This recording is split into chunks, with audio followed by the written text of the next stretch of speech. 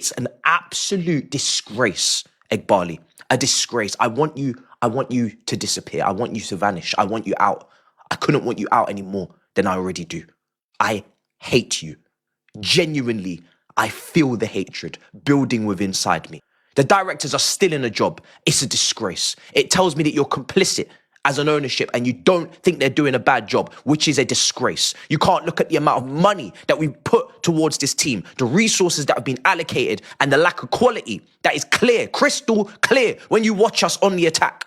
In particular, some of the decisions that get made in wide areas, some of the dribbling ability and the tripping over the ball that we see, the heading ability that we saw from the lap, from that cross, and you look at the quality that you brought in, that you signed for astronomical amounts of money, and there is no accountability, no repercussions, no sackings, no nothing.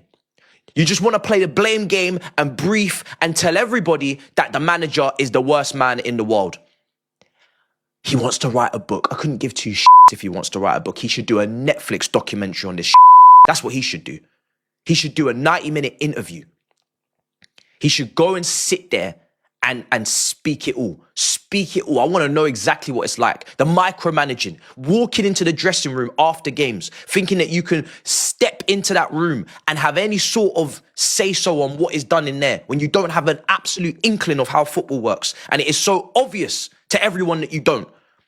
You sign 8, 9 players every single summer. Sell 8, 9 players every single summer. 6 months later, players are no longer relevant to the players that came in. Even though he pissed me off sometimes with his inverted fullbacks and his fullbacks drifting into 10 positions, twin 10 positions, and playing tossing over Josh and not playing Estevan and Palmer together as much as he could have, even though maybe he was managing, their injuries and their knocks.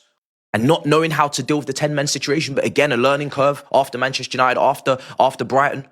But then figuring it out. Accountability is what Maresca had. If he had nothing else, he had accountability. When he got it wrong, he made it abundantly crystal clear in the press conferences. I should have made this substitution. I should have changed this person in the starting 11. I should have done better with 10 men. Accountability because he actually cared. Because he said verbatim, Chelsea Football Club deserve better than they're getting currently.